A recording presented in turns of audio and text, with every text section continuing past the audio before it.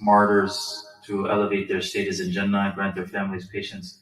May Allah subhanahu wa ta'ala allow us to be connected with them in whatever way we can. So inshallah,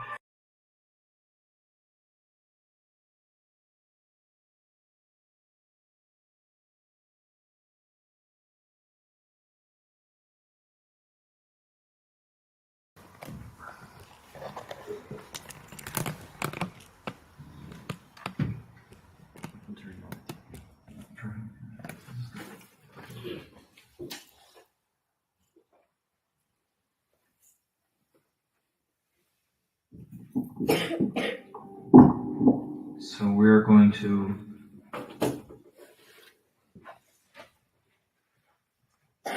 this one. Can you switch it to,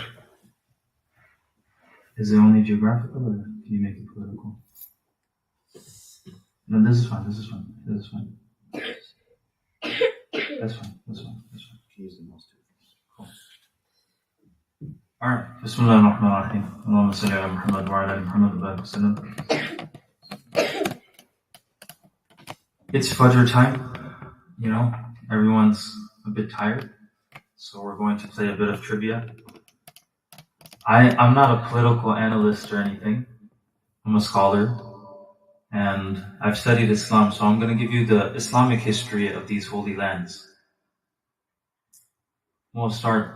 Bismillah ar-Rahman ar-Rahim. Nabi sallallahu alayhi wa sallam was asked, which was the first house of worship that was built for Allah subhanahu wa ta'ala? Nabi sallallahu alayhi wa sallam, he replied, it was the Kaaba. And then after that, which one was built? Nabi sallallahu alayhi wa sallam replied that it was Baytul Maqdis. It was in Jerusalem, where Masjid al-Aqsa is over here. Now, we're going to take a bit to learn some basic geography if you haven't looked at the map since the situation started, so we can understand what's going on. Over here, for example, is Turkey. Take a minute to learn this. Over here, this region, where is Pakistan, Karachi, Afghanistan, Iran, this entire region here, this is called Khurasan. This entire region was called Khurasan. Even more so here too, this entire region was Khurasan. Now, take a look at where Mecca and Medina is.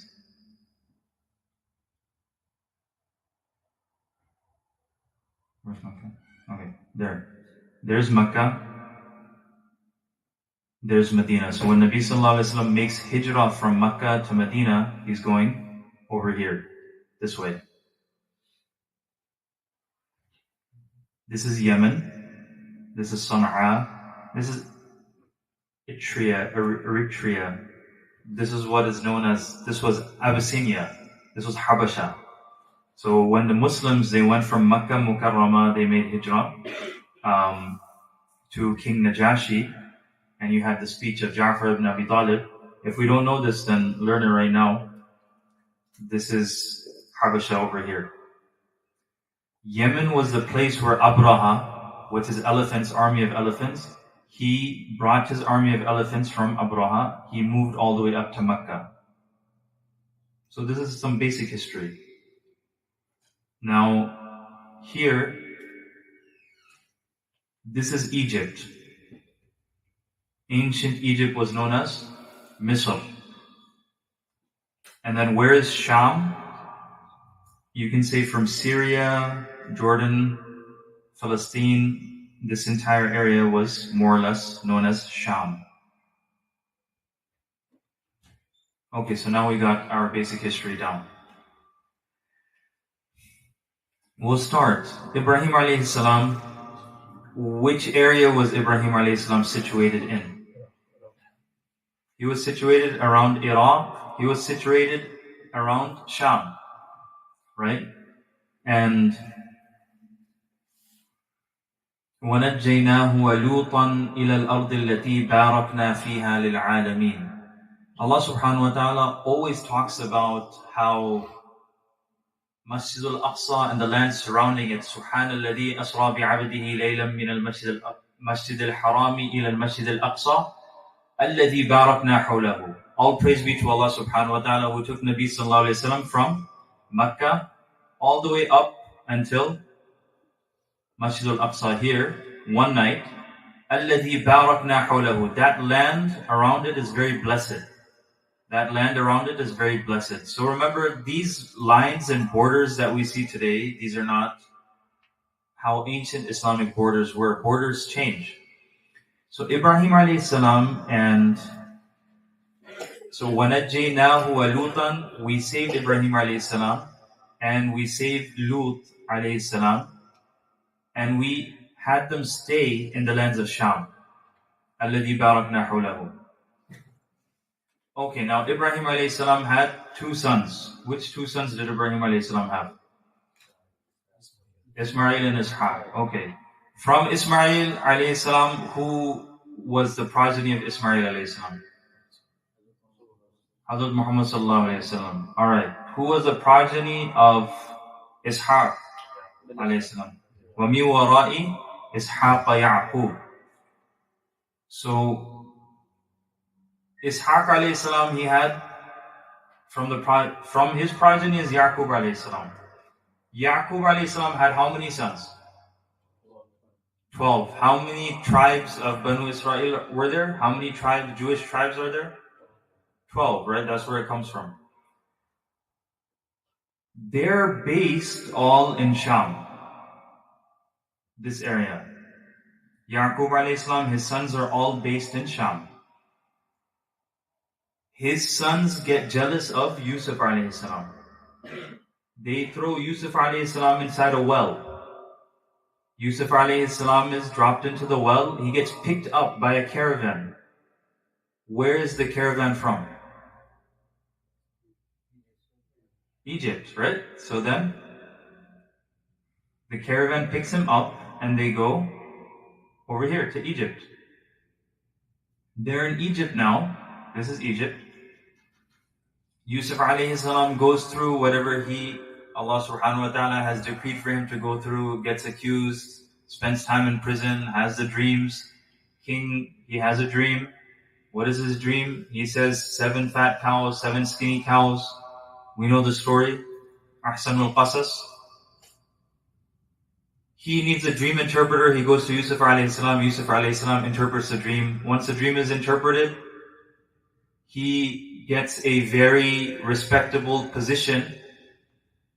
He becomes the minister of finance or like the head treasurer of the entire kingdom, whatever you want to call it. There's a famine that he predicted from the king's dream. Because there's a famine, the famine is not only affecting this area, the famine is affecting all the surrounding areas as well. So then you have an influx of people coming into Egypt so that they could get some of the surplus grain that was stored by Yusuf alayhi salam due to the dream. So Yaqub alayhi salam, he sends his children to Egypt. Once he sends his children to Egypt, they receive grain, they receive food. Yusuf alayhi salam, he makes a plan with his brother. His brother stays back. Whole story happens. And he tells his brothers, take my shirt, go to Yaqub alayhi salam, ya'ti basira, his eyesight was lost, he'll regain his eyesight, and bring everyone. Yaqub alayhi salam's name was Yaqub. What's another name of Yaqub alayhi salam? Israel, right? So what's Banu Israel mean? Children of Israel, right? Children of Israel. Children of Yaqub alayhi salam, 12 tribes. We're connecting all the dots. Basic history that we already knew, we're just connecting all the dots. They all moved to Egypt and they are treated very well. And they're living very, very well. Fast forward a few hundred years. What happens? In Egypt, Yusuf alayhi salam passes away. The Bani Israel are still there. What happens in Egypt? Fir'aun and Musa alayhi salam, right? We're connecting all the dots. Musa alayhi salam, the prophet of Bani Israel. Musa alayhi salam is there. He's from the Banu Israel. This tribe of Banu Israel is being oppressed and persecuted by Fir'aun. Fir'aun, he's going to now have a dream that one child from Bani Israel is going to destroy his entire kingdom. So what does he do? Infanticide. Kills all the children. There is a year of killing. There's a year of mercy. Musa alayhi salam, he was set to be killed. Allah subhanahu wa ta'ala saves him. That same child who Fir'aun, he was fearing, that same child grows up in his palace. Interestingly enough, Musa alayhi salam, he sees one of his fellow Bani Israel tribesmen. He's a slave. He's being persecuted by one of the workers of Fir'aun. And Musa alayhi salam tries to intervene. And what happens? He accidentally kills him. So then we see, he accidentally kills him. What happens? He runs away.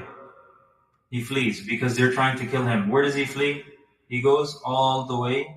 He passes this entire thing and he ends up in Madian. Madian is around here, right? If you know what the plan is, Vision 2030 in Makkah Mukarramah, this area over here, around this entire area, this is where they're going to make that city called Neom. Neom. Neom is this area over here. That's the area also where it's reported that Mount Tur is in this area. Allahu A'lam, right? He goes to Madian. Madian is right under Sham. When you want to study anything in history, you have to be able to pinpoint the x-axis and the y-axis. One is time and one is place. If you can pinpoint time and place, then you know what you're talking about in history. This is Madian. Musa alayhi salam, he receives prophethood. He receives a message to go back to Fir'aun. Once he reaches back to Fir'aun, Fir'aun says, وَفَعَلْتَ فَعْلَتَكَ الَّتِي فَعَلْتَ. You did that thing that you did. Do you remember that thing that you did? Right? On one hand, Fir'aun, he's killing thousands and thousands of children, and he's pretending like it didn't happen, and then he's blaming Musa for a mistake. Does that sound similar to things that are happening today? Right? You know, you read some very powerful posts on social media. One powerful post I read, it's subhanAllah, it's, you know, they say that Israel is defeating Gaza, right? But Israel is not defeating Gaza. Israel is defeating the entire world except Gaza. Takbir. Right? So then Musa alayhi salam, he comes back to Fir'aun. He gets the Bani Israel out of Egypt. They're going. And perhaps, there's difference of opinion, but perhaps the body of water that was split, that Musa alayhi salam had to go through, was this Gulf of Aqaba over here. Perhaps. Once they do that, then once they pass that, they end up back in Madian, where Musa alayhi salam, he fled to for the first time. Musa alayhi salam was told, the Bani Israel were told that you are promised the blessed lands. So whenever you hear, we were promised that land, yes, once upon a time, Allah subhanahu wa ta'ala promised it to them. But Allah subhanahu wa ta'ala said, if you follow my commands, we'll give the land to you, and then if you don't follow my commands, we'll take it away from you. So there was one point in time, yes, it was promised. Musa alayhi salam, you have to understand, so you had the Amalika, like you had this very huge, powerful tribe who were in control of Sham during that time. Musa alayhi salam's telling Bani Israel, you guys go, you don't have to do anything. Right? قالوا يا موسى إنا لن ندخلها أبدا ما داموا فيها. Oh Musa alayhi salam, we're never ever gonna go inside that land. You can do whatever you want. فَاذْهَبْ أَنْتَ وَرَبُّكَ فَقَاتِلًا. You and your Lord, you go sort it out. إِنَّا هَاهُنَا قَاعِدُونَ. We're just gonna be chilling over here. So when a person is brought up in slavery, that mindset, right?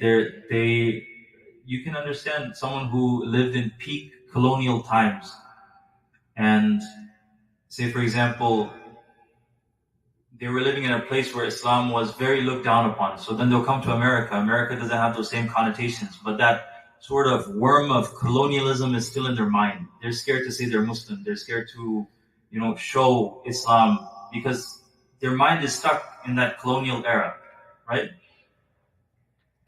So they were very defeatist mentality, meaning like we can't do anything. Like they thought Fir'aun was still alive. They thought the entire army was dead, but Fir'aun, no, he can't die.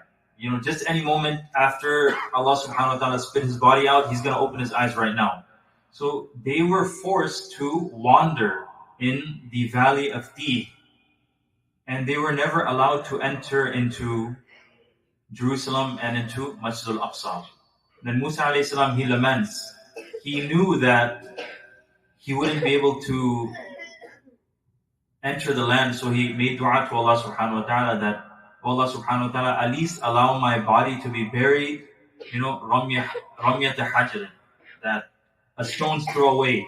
And Nabi sallallahu alayhi wa sallam used to say that if I was there, I could show you his grave right now. Now, who was Musa alayhi salam's student? Who did Musa alayhi salam go to? Who was the successor of Musa alayhi salam after Musa alayhi salam passes away? Who was his student that he went to find Khidr alayhi salam? I'm sorry? Yusha, right? Nabi Yusha. Nabi Yusha, he's going to be the next leader of Banu Israel. He, from Madian, now he's going to enter into the lands of Sham. And fast forward a few years, now the Muslims are finally trying to take back Masjid al-Aqsa under Amalekite rule. You have the story of the king of Talut. Talut was a king. Talut, and then you had the leader of the enemy forces. Who's the leader of the enemy forces? Jalut. Who's Jalut? Who's Jalut? Who is Jalut? Goliath, right? Goliath. And you have your story of David and Goliath. David, Dawood alayhi salam. Now Dawood alayhi salam comes into play. Dawood alayhi salam vs Jalut, Goliath. Allah subhanahu wa ta'ala allows him to throw a stone with his slingshot, which hits exactly in the right place. Jalut falls. Goliath falls. He passes away. And the army, seeing that their leader, who was covered from head to toe, extremely strong figure, he passes away with one stone, they begin fleeing. Bani Israel goes after them, they rout them, finished. These are the beginning of the golden days, of the golden era of Bani Israel. Nabi Dawood alayhi salam was blessed with which miracle?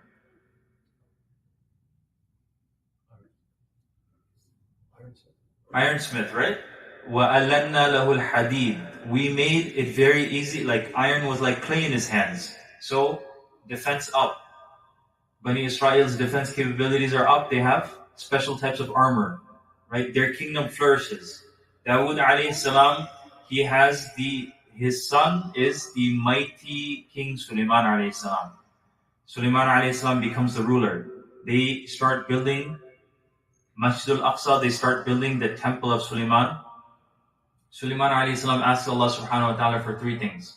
He says, number one, مُلْكًا لَا يَنْبَغِي لِأَحَدٍ مِّن بَعْدِي.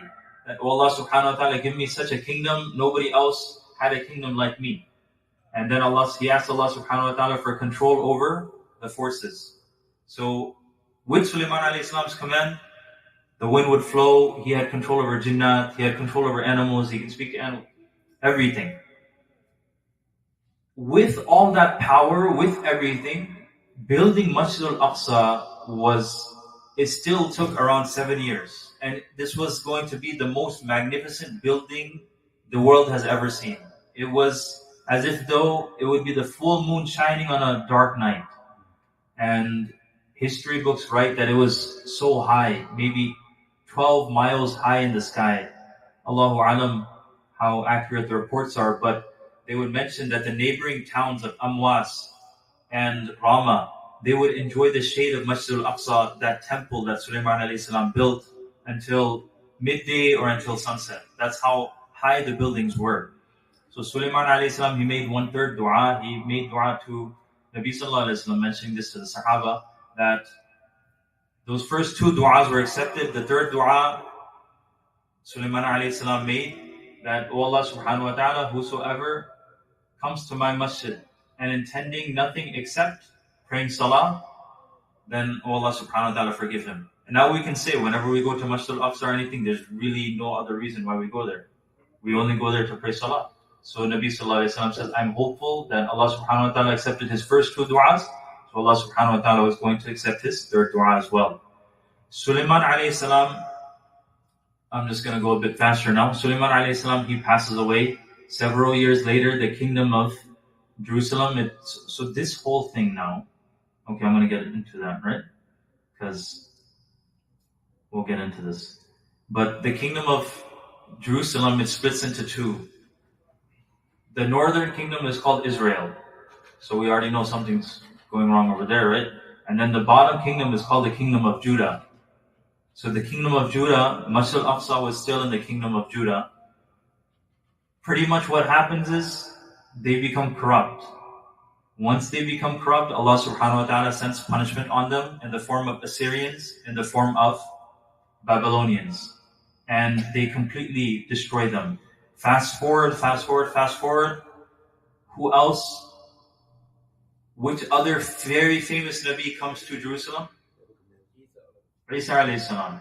Isa alayhi salam, that whole, you get the pictures of the Dome of the Rock and then people have the debates like, oh, this is not Masjid al-Aqsa, that's not Masjid al-Aqsa. The whole compound is Masjid al-Aqsa, right? Everything's included in Masjid al-Aqsa. So that whole scene where Maryam alayhi salam, she brings Isa alayhi salam and then Isa alayhi salam's talking in the cradle, that's happening in the compound and in the courtyard of Masjid al-Aqsa to all the people. And the verses that she said during that time, those are the verses that are decorated on the Dome of the Rock.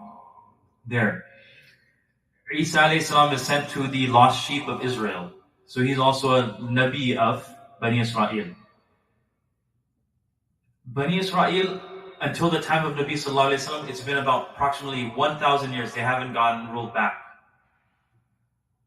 Nabi sallallahu alayhi wasallam's time comes. Nabi sallallahu alayhi wasallam, once the Bani Israel, they were destroyed by Babylon, then they scattered. You had some who would stay back in Jerusalem, and you had someone who would move to Yemen. You have some who would move to a place called Yathrib. Like, why were Jews in Yathrib? Yathrib is Medina.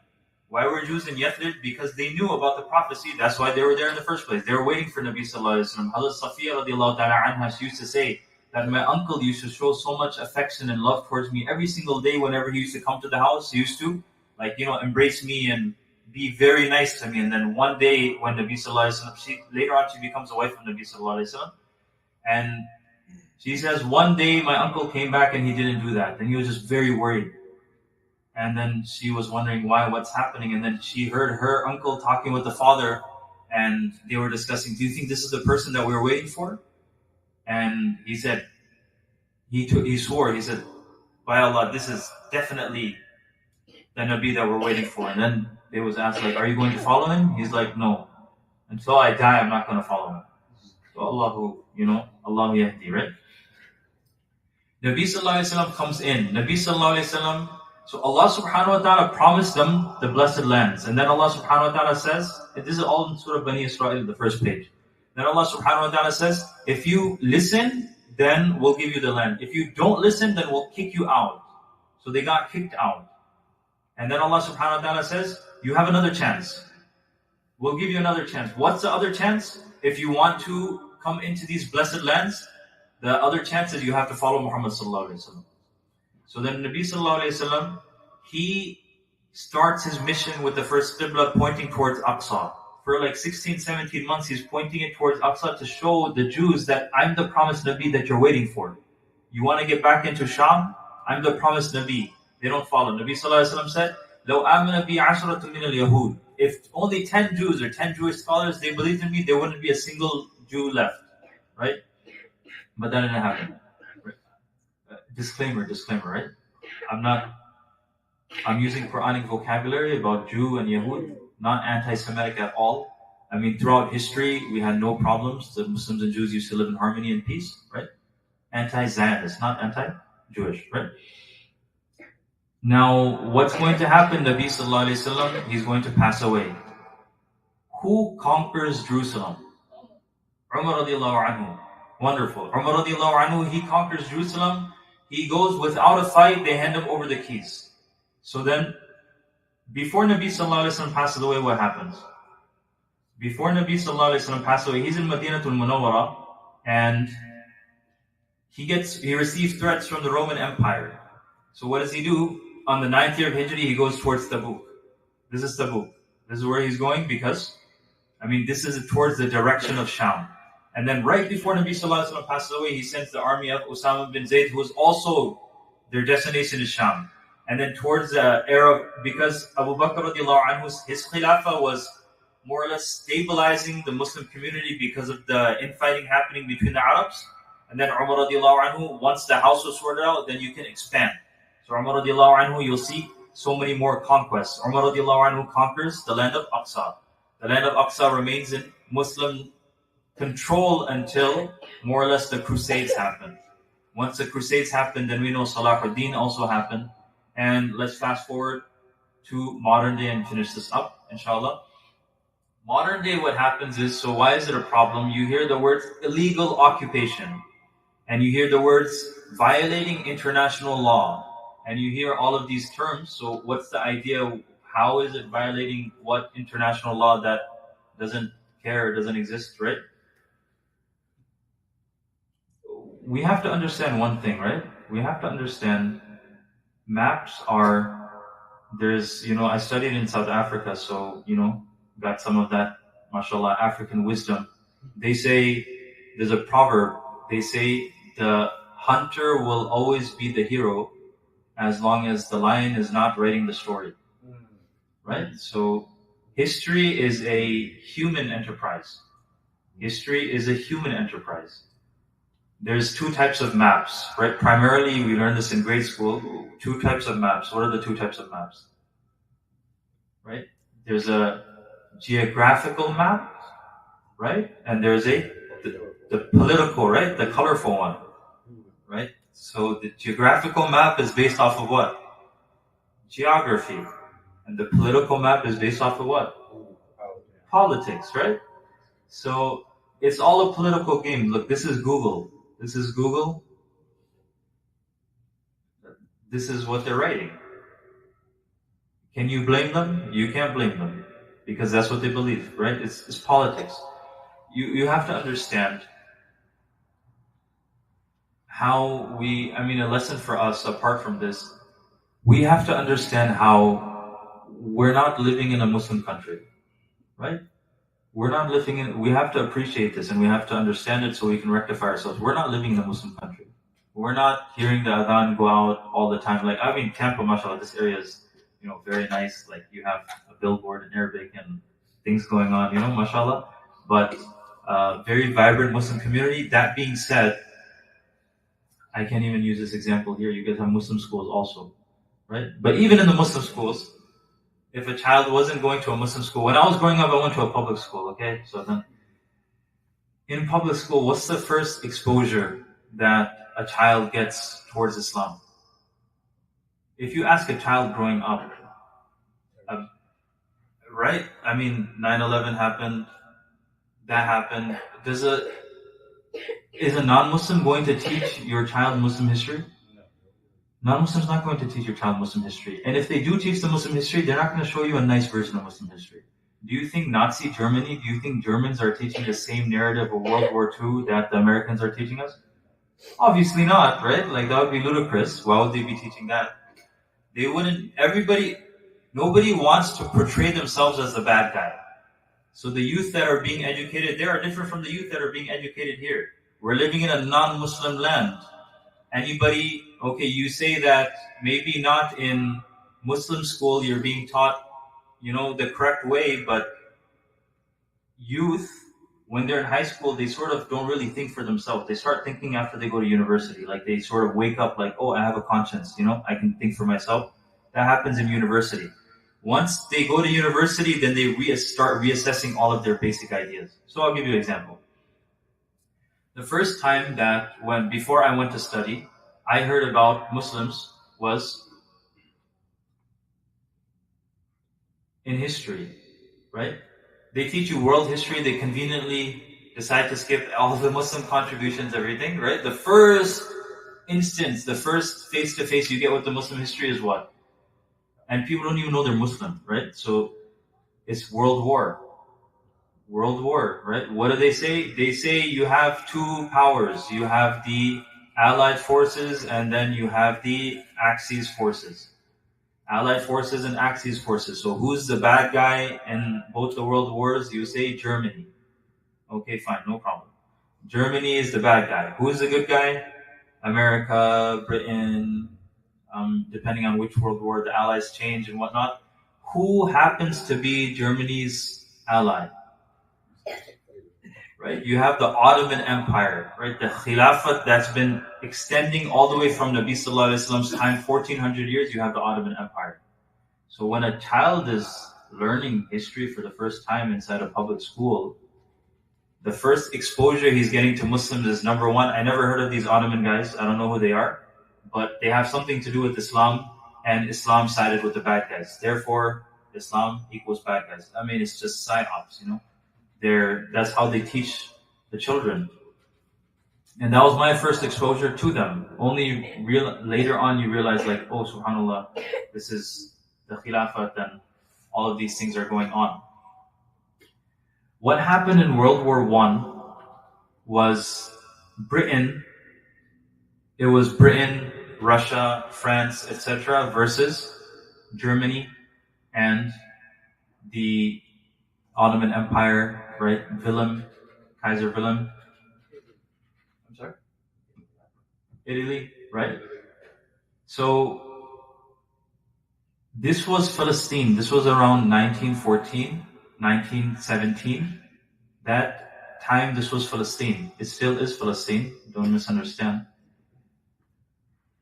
The British, they gave a document to...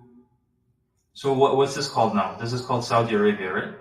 So this is a modern development only from that time. I mean, it wasn't always called Saudi Arabia from the time of Nabi Sallallahu Alaihi Wasallam. Saudi Arabia was because the Saudi family was the controlling rulers. That's why it's called Saudi Arabia, like Al Saud, right? Before it was called Hijaz and it was called Najd, this area. So the great-great-grandfather of the king of Jordan, who was part of Nabi Sallallahu Alaihi Wasallam's family, he was a ruler of this place, right? The Sharif. He was promised, so this is the last thing and then I'll finish off with this. He was promised, because at that time who was ruling the Muslim Ummah? The Ottomans were ruling the Muslim Ummah, Turkey, right? So there was infighting within the Muslim Ummah. So the Sharif of Arabia, he wanted to also rule, or the British thought, like, who can be a counterweight to the Ottoman Empire? Who can go against the Ottoman Empire? Who would have enough public support and who has the power to go against them? So we want to break them up. So he said the only person who's eligible is because, he's from the family of the Prophet. These are the custodians of the two holy lands. So he promised him, if you go against the Ottoman Empire, then this entire land of Sham will give it to you. This was one agreement made to the Arabs. A second agreement that was made, so double crossing by the British, divide and conquer. The Arabs fell for it, unfortunately. The second agreement made by the British during World War I, that time, 1914, 1917, was called the Sykes-Picot Agreement. Sykes-Picot Agreement, their allies were Russia, France, etc. They said, after we win this war, we're going to carve out this entire land. You're going to take a piece, I'm going to take a piece, you're going to take a piece. So double crossing. First they promise something to the Sharif, and then they're promising Russia, France, etc. They're promising to carve out the land for them. Triple cross. If that wasn't enough, triple cross. Sir Lord Arthur Balfour, he sends a document to a gentleman by the name of Rothschild. This is called the Balfour Declaration. Balfour Declaration. In this declaration, he is stating that this new movement of Zionism started. Zionism is this whole idea that the Jews have to return to their homeland. So he's promising them, when we win the war, we'll give you Jerusalem. We'll give you Palestine. Right? So all in all, what happens is, after everything is triple crossed, then unfortunately, that's how Palestine became occupied. And once it became occupied, that's why they say it's an illegal occupation, because why? British, who are they to displace so many people in the land? Like, they had no control over the land. And here they are telling other people, you just come in, and it's completely fine. So that's where the legal occupation idea comes out. That's where it all starts. And inshallah, that's where I'm going to stop. Inshallah, that's a basic history of Palestine through an Islamic lens. Inshallah, jazakumullahu khairan. Sorry I took a bit more extra time, but hopefully, inshallah, it was beneficial. Our job is to, inshallah, if it sparked our curiosity, our job is to learn more, and our job is to spread the message, inshallah, so other people can learn, inshallah. Jazakumullahu khairan. Subhanallah.